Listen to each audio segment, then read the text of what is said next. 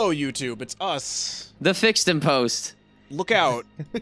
And today, we are with our friend, Tom Schalk, and he is a voice actor. You probably know him on YouTube for many things, but also for video games such as this. Tom, how are you doing, sir? Well, it's good to be back for the first time.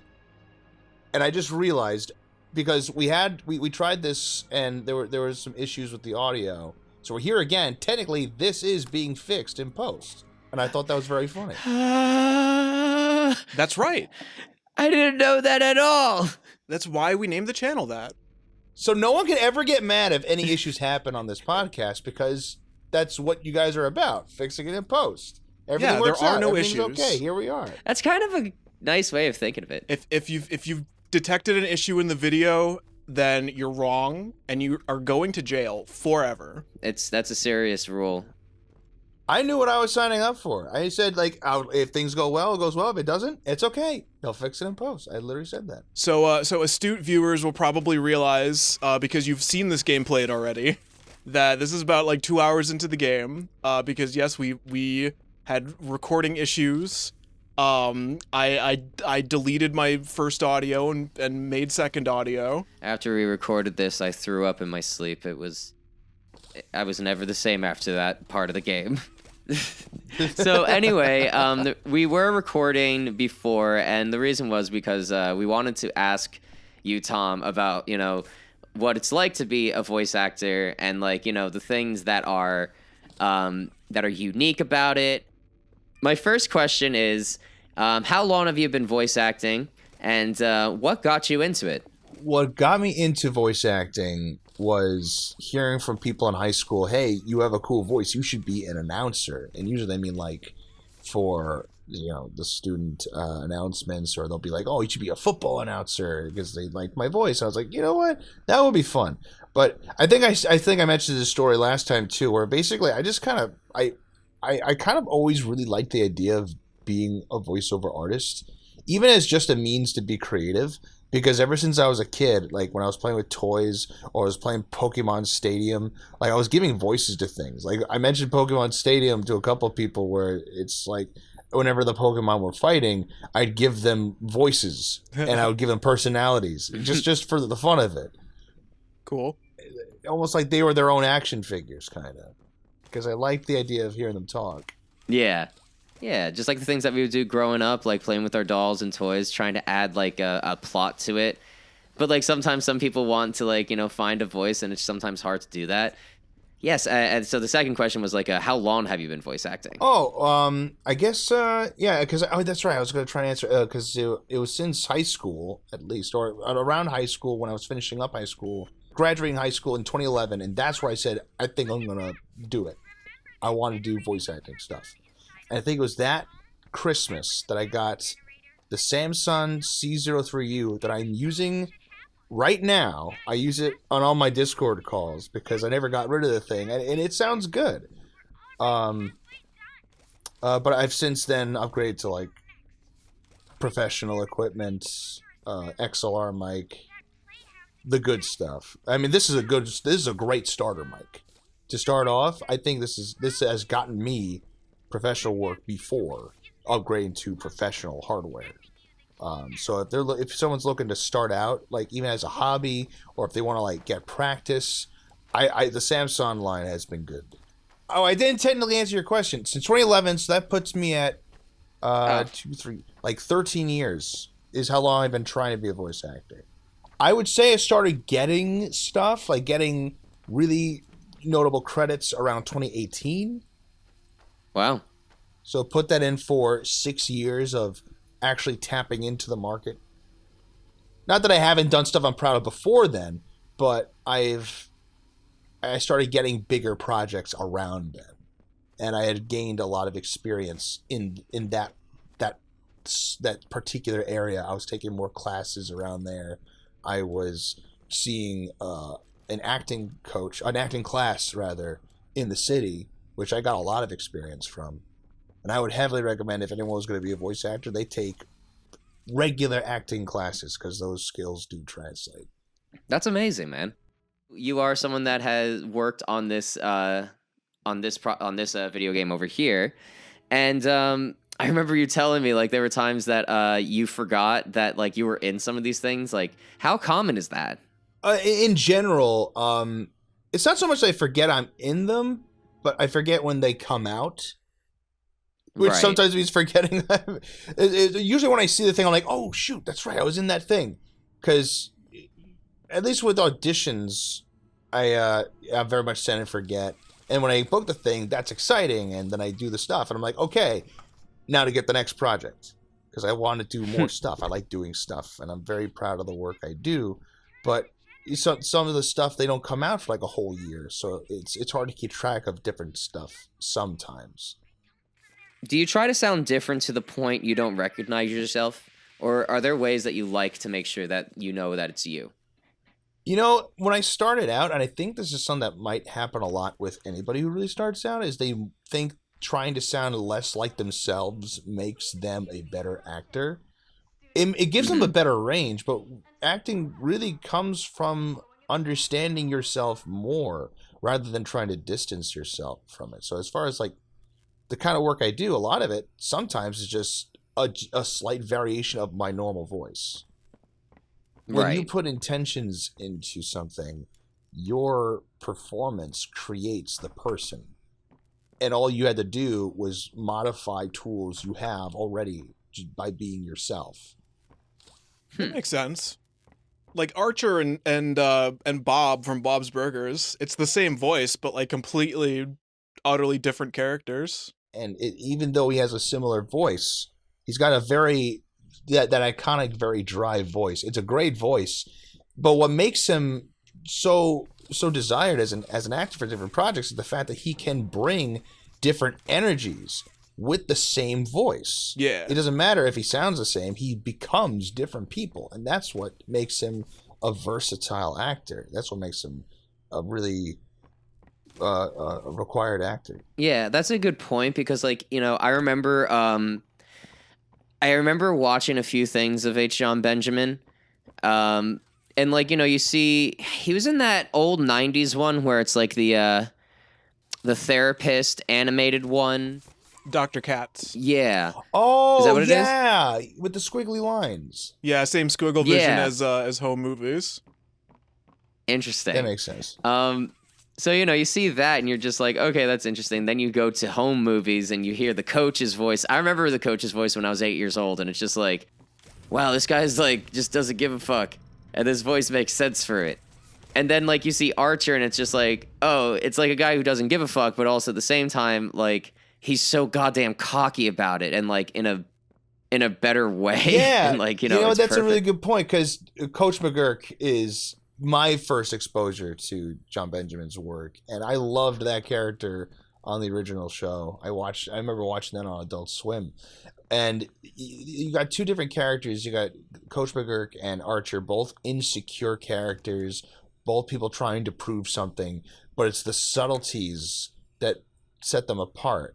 Because Archer is very lambastic, very loud about his insecurities, whereas Coach McGurk is he tries to be quiet. He doesn't want people to see it, and I think you could argue that he does a better job of containing it than, say, Archer does. But that's only by association, because they're both obviously insecure. But yeah, they're just very distinct in how they go about expressing their desires. I can place my hand there for a long time. I like that.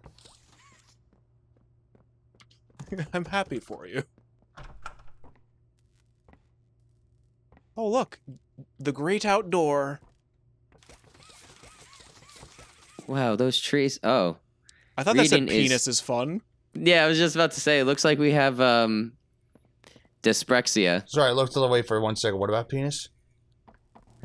Penis. You should have licked the light bulb, Andy. What's wrong with you? I did. I'm very mad at you. Oh, wait, no, it's the Oh, other way. shocking. Wait, no, it's this way. You lick the light bulb to make sure it works? You don't? Oh, no, I do. I just thought I didn't realize I was with my people. It's like how you chew the tinfoil to make sure it's real. John, let me ask you something. When you pour sriracha in your Diet Coke, do you put ice in it? God, no, that's disgusting. It depends on the ice. Like, are we talking about like cubed or crushed? Ew, no, just cubed. Oh, yeah. Like, you know, I sometimes put a little spice into my Coke, and I didn't know that you would know that about me. Like, you know, I thought that was gatekeeped. No, most people, I'm pretty sure, do that. Most of them put ice in their Diet Coke. You know, it started when I was when I used to be a Sprite boy. No, actually, when they had 7-Up and Sierra Mist, I remember those very fondly, and I would drink them glunkly.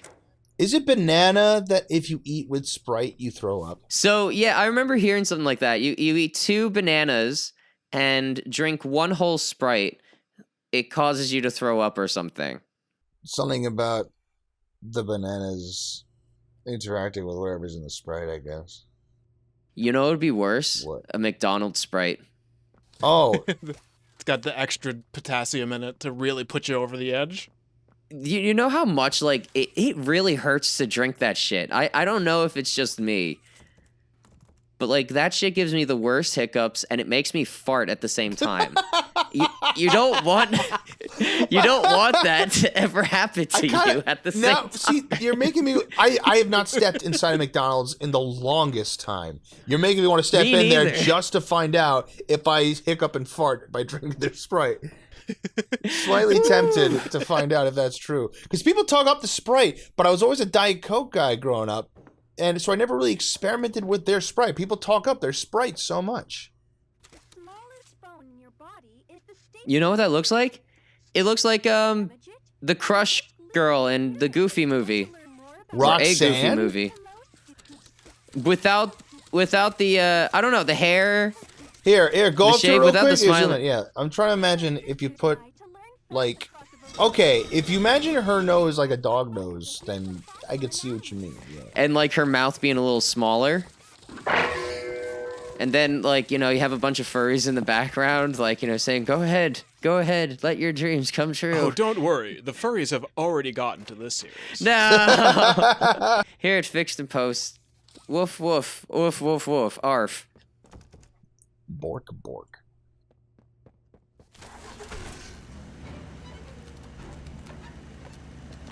Uh-oh. Oh, God. Uh-oh. Uh-oh. New objective. Run! I want this. I got the power! Can you use it to hit her? Are you Oh, okay, that's ma'am? terrifying, actually. Wait, that looks like E.T. now. Yeah, that's scary, but also she's not moving, so I'm not scared. Oh, it's Roxanne. She's also not doing anything when you touch her. I bet she's a weeping angel, wait. You have to turn. Oh, shit. Oh, fuck. Well, that's just great. Oh. Well, that's just fine and dandy. Oh, shit. Also, we found all of her notes where she's like, I don't want to eat them, but I'm so hungry. Is that what happened? She ate the kids? She ate all the other teachers, and probably the kids, and Well, I mean, if you're hungry. all of the lunches. All right, so while that goes on, Bop. what are some common exercises that you do as a voice actor? Is there anything that you have to do in order to, like, maintain, you know, not even just your character, but just, like, you know, making sure that you're able to keep speaking and still sounding, like, fresh?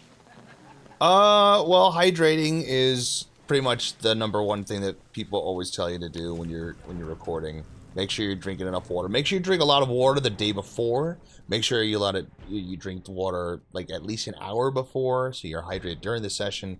Because if you're in a 4-hour session, you do stuff intensive. You don't want to like scratch up your throat from it drying out.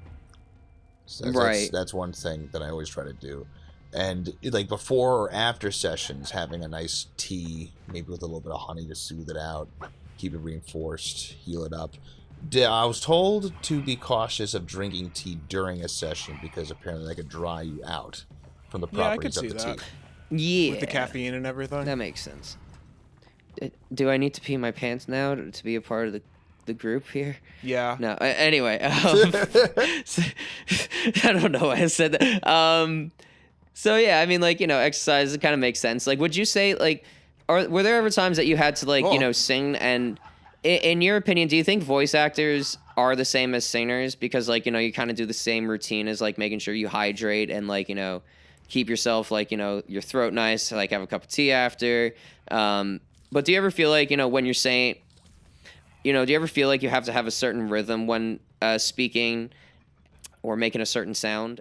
Well, there's an overlap in the care aspect, like taking care of your voice, and usually when it comes to taking care of your voice, in both cases it will involve drinking water, maybe avoiding dairy because that can produce mucus that makes it stickier and harder to reach certain notes per se.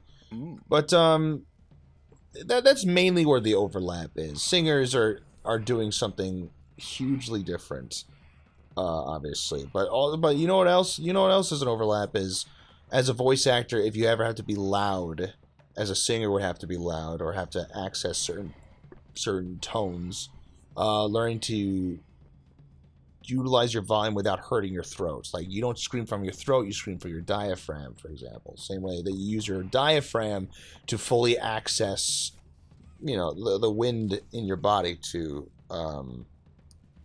push those notes higher and harder. I actually saw a demo of yours where you were doing Vegeta, like modging Vegeta. Oh, I did the video where I was modging Vegeta, yeah. Yeah, so that was interesting because it's like I couldn't hear your voice as that, but like I can imagine that because his range is like, not really scratchy or something. And like I can imagine if your voice can get very rattly after doing something like that, but I bet that, that was a lot of diaphragm, as you were saying before. Well, as I think about, like, if I'm trying to sound like Vegeta, like if I'm trying to tap into there, like you feel that the tightness in your throat, but I feel a lot of the pushing coming from my stomach. Like you'll tighten your throat to get a texture, but you're pushing up from your stomach to keep that consistent without forcing your throat to enact the voice itself, because over time that'll hurt it if you do it for too much, or it can hurt. How people's voices are all different, but on a nearly universal scale, you don't want to force your throat to do too much. You want to leverage as much as possible from like the diaphragm. I can imagine the amount of times, like I forget your man's name who does like Goku and all the other cast members for Dragon Ball. Goku is Sean Schemmel. Vegeta is Chris Sabat. Chris Sabat is a bunch of people on Dragon Ball Z specifically. Yeah, and just to maintain like that screaming, I'm sure like some of it are just like replays or something, but like I don't know. You ever found yourself like having to scream like that in some of your works? Oh yeah, no. There's been a few times where I never passed out, but like I'd have screamed so hard, or I'd just be like, "Oh, give me a second," because you knock someone out. Especially being in a booth that could get very hot. The booth can get hot. You're out of breath. You do a couple of takes out of breath, so it's a combination of maybe hyperventilating for a moment. But that's crazy. You take care as long as you know your limits and you take a moment to prepare. And if you really can't do it, don't put yourself in a situation that's dangerous. But in the leading up to things that you know are going to be more intense, you go into it aware. That's why you hydrate beforehand a lot, so you don't hurt yourself from drying out your throat. That's why you make sure to breathe proper, breathe deep for the big stuff. It's the little things that all add up to making sure that you, the performer, are performing safely. Well, much kudos to that, because like I don't know, there were definitely times whenever I would like try to sing, and I was in a band where like we did a song, and I didn't know what to do, so all I did was scream. And I remember like kind of having those feelings where I was just like, I can't say anything else. Yeah. And it's like, and it was like a punk band, so like, I thought like, I gotta do like make blood come out of my throat or something. I'm just like, looking back at it, like I regretted that every bit, like every time. But you know, I was happy that I stopped, so I can like get back into it, like, you know, whenever I do want to sing. But like, it really does affect you if you keep doing shit like that. Oh yeah, yeah, like especially singers and like hardcore harsh noise vocalists who don't like exercise properly, like they fuck up their vocal cords real bad. Like Axl Rose. So I don't know where the fuck I am, but you know where the fuck I am! She opened the door. I hate this fucking thing. She's scaring the shit out of me, I'm gonna be honest. Yeah, I like that we're having this beautiful conversation and I'm like dealing with this horrible demonic Yeah, creature. you know, we're just having a nice, lovely conversation about our careers while you're running for your life. I'm like stressed out and I'm sweating and I'm crying. Shitting, throwing up. Yeah. What would you do if you saw her in IRL? I mean, I'd probably roundhouse kick it. I don't know. But like, look at that ass. It looks like, damn, it looks like E.T. with a wig. Would you think E.T. with a wig is hotter than Bugs Bunny in a girl costume? Of course not. No, I can't even fathom and entertain that. Bugs Bunny's way hotter in the dress. Absolutely. It's all about confidence, and Bugs has more confidence than all of us put together. E.T. doesn't know what a dress is. He's trying to understand concepts of Earth as is. He's not able to like understand what's going on. Would you say when he was hidden in the closet, he was also trapped in the closet? Yeah, E.T. No, had that scandal not a couple R. Kelly, years ago but- where like he got caught with a little girl. Well, this so. begs the question of whether or not E.T. species have a concept of sexuality or sexual preference. I would say the finger banging. Nah, E.T.'s reproduced by budding. But by budding?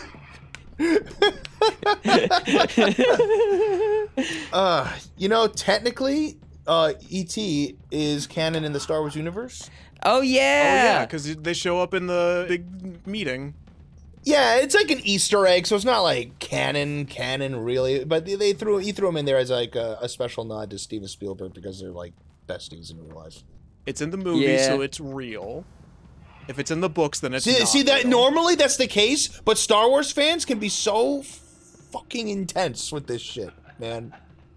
Like, they can go too hard. Like, I don't know. There are definitely Star Wars fans that are like Kevin Smith, who like always post their Instagram crying and be like, oh my god, like the last season of Mandalorian season 4 was so emotional, and everyone's just like, why are you trying? Yeah, but he cries at like the stupidest.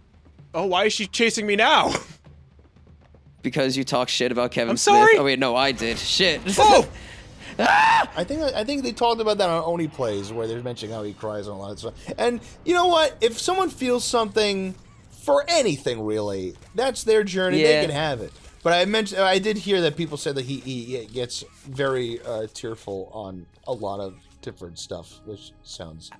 He seems like a chill guy. Like, he seems like a good dad also, because like there is that also one that I even like think like, oh, that's so sweet. And it's like he's being interviewed by his daughter, and his daughter's asking like, who's the best actor you've ever worked with, and he's like, you. And I was like, aw, That's cute. And he like actually like in like legit like says it like very very sincerely, and I was just like, oh, he's such a good dad and everything. That is nice. So that he watched it and himself and started crying and telling everyone on Instagram, like, guys, I just watched myself say something so sincere to my daughter. Okay, I figured out my problem, so I'm gonna resync real quick. Resume. Settings. All right. Load game. Title screen. Quit game. I thought that said titty screen. It did. Speaking of, I need sunscreen. For nips. For your titties. Ah, yes, thank you. I don't know why I have to say nippies. That's very inappropriate. Don't you just Titties, hate it on when you the get other nipple hand. burns? Mommy needs her titty cream now. Oh my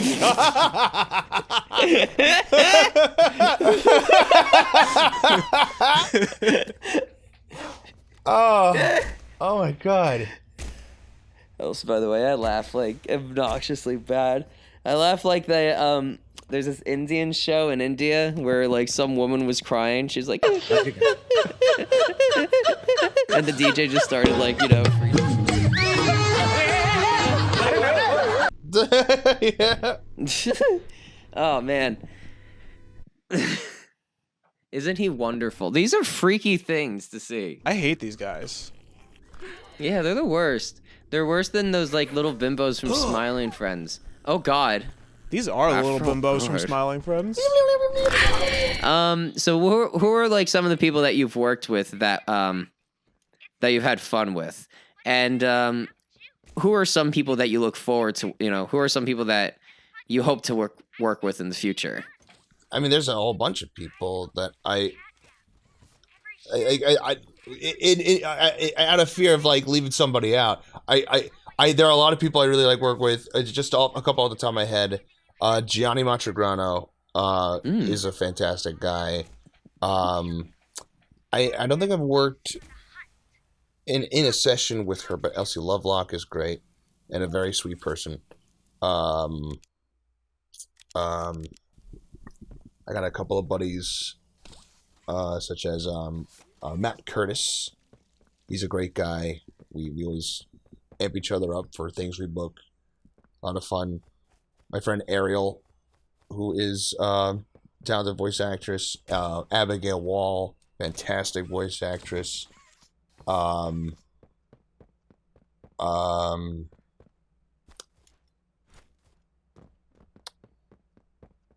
friend Quinn.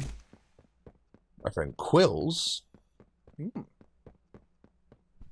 Funny Wes. She's great. Okay.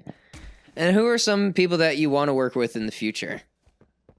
I mean, I'm not too picky myself. I would work with anybody who's like anybody I mentioned. I love working with, and even if I've only really passed by them in the field, like I would love to work with those people. And Well, I have a surprise for you today, Tom. Today you are going to be working with the one and only Tom Green morphed in with Roman Polanski.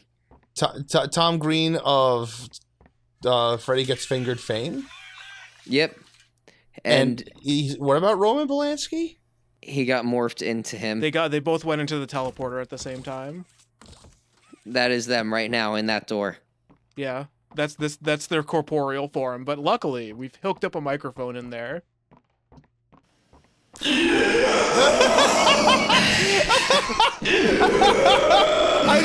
It got distorted for a second. It genuinely sounded alien. It was like trying to work. Like, listen, I gotta be honest. My scene partner is very hard to understand. I don't know if it's their microphone or if it's the. What do you mean? I can understand them perfectly. Well, it's not coming. It might be my headphones or something, or maybe it's Source Connect. I can't understand them. I just hear. Would you like some sausage? You see, I think I heard a quote from Freddy Got Fingered. I think so. I can't even guarantee You're it. being a little insensitive and toxic right now. I'm trying to work with. I want to work with him, but I don't know what to say. I don't have a script. You just tell me to just say what sounds natural, and I don't know what that means, but I'm trying. And the guy, I think he needs to see a doctor. No. Doctors are illegal. I don't know. I think that bill is so stupid. I don't know why they made doctors illegal. I think we should go to Walgreens and see if like an aspirin would help. I was the one who made the bill. Well, I'm still mad at you for that. It's because I hate doctors. But I understand you hate doctors, but can I at least do something? I'm not a doctor. Can I get the guy a fucking aspirin? No. Then you'd become a doctor.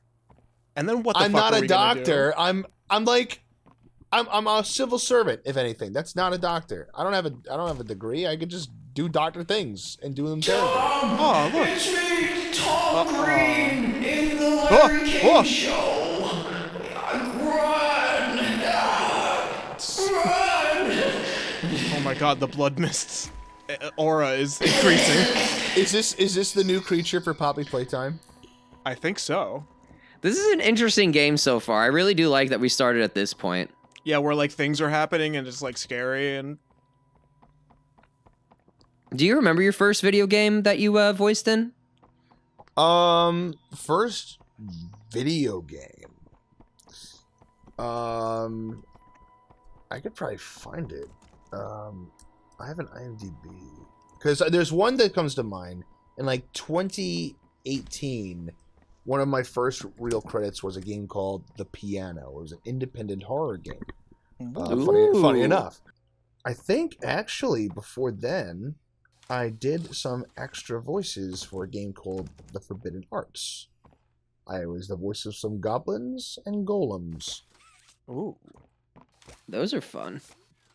And I was also, actually, that might have been the same year. This might have all been the same year because these Forbidden Arts was 2018, and I think The Piano was also 2018. And then a year later, I got to work on Whispers of a Machine, which is a game I had a lot of fun being a part of. Whispers of the Machine. Whispers of a Machine, very very early credit for me. What do the machines whisper? They whisper whispers. Ooh. Did you know video games Make bears masturbate. I knew that. That's not true. That's what they have video games for. Oh wait, what about if it's behind you? I don't think so.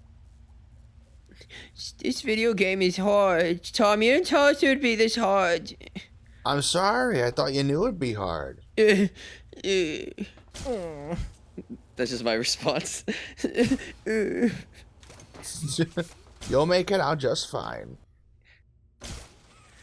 All right. I don't think we ever found your character. I think he, because I know he plays on speakers in certain places. I think we've heard him in like some points of the game when we were playing at the beginning, but you know, we could just let the audience know that, you know, we have Tom here to, you know, to be show of proof. He is our pudding after all, because proof is in the pudding. What's pudding? Delicious. It's a religious delicious. Fantastic. Okay, good night, children. Be good to your parents. Good night, everybody. Thank you guys again for having me. Good night. All right, guys. Goodbye. Puppets.